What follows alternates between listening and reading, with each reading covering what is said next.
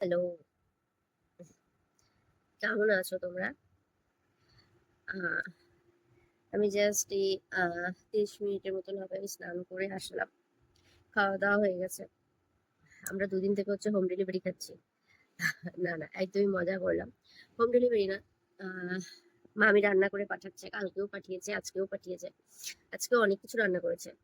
মাছের ঝোল করেছে, বাঁধাকপি ঘন্ট, আলু ভাজা, লাল শাক, ডাল। তো যাই হোক, আহ আমি এত কিছু খাওয়ার মধ্যে শুধু আলু ভাজা আর লাল শাক দিয়ে অল্প একটু ভাত খেয়ে, আর হ্যাঁ, ও কালকে বানিয়ে দিয়েছিল হচ্ছে চালতার ডাল। তো ওটা অনেকটাই ছিল, মানে যতটা পাঠিয়েছে তার থেকে আর অনেকটাই ছিল। তো ওই ডালটা দিয়ে আমি অল্প ভাত খেয়ে উঠে গেছি, আর বাদ বাকি কিচ্ছু খাইনি।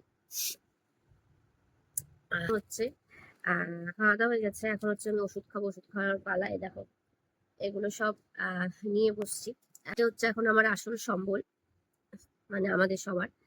তো আজকে সকালবেলা কি হয়েছে বলো তো, ঘুম থেকে উঠে শুয়ে শুয়ে আমি ভাবছি যে পুজো তো এখনো দেরি আছে।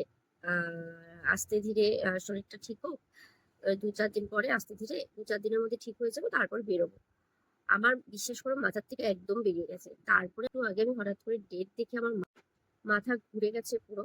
পুজো দেরি বলতে কি, পুজো আর মাত্র 2 সপ্তাহের মতন বাকি, ঠিক আছে?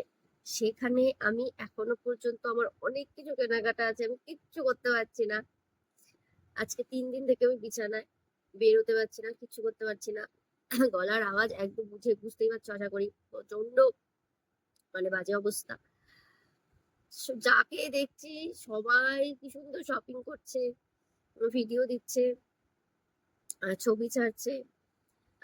সবাই মোটামুটি পুজোর শপিং সবার কমপ্লিট, আর আমি এখানে এখনো শুয়ে আছি। আমার এখনো অনেক কিছু হয়নি। জানি না এগুলো আমি কবে করবো। আর কি বলতো, লাস্ট বাজারে গেলে আদৌ আমি কিছু পাবো নাকি আমার জন্য, আমি সেটাও জানি না। আর অনলাইন থেকে যে করবো, এখন অনলাইনেও হচ্ছে আহ হ্যাঁ, অনলাইন, ঠিক মনে পড়েছে আমার। এখন আমি আজকালকের মধ্যে যদি আমি অনলাইনে যদি শপিং করি, তাহলে আই গেস আমি পেয়ে যাবো রাইট টাইমে। ঠিক এখন আমার মনে হচ্ছে আমার এখন এটাই একমাত্র ভরসা।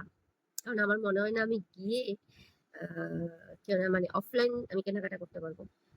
শরীরটা এখন তো আমি সেরকম ভিডিও বানাতে পারছি না শরীরের জন্য। তো শরীরটা একটু ঠিক হয়ে গেলে আমি অবশ্যই আরো সুন্দর সুন্দর ভিডিও শেয়ার করবো তোমাদের সাথে।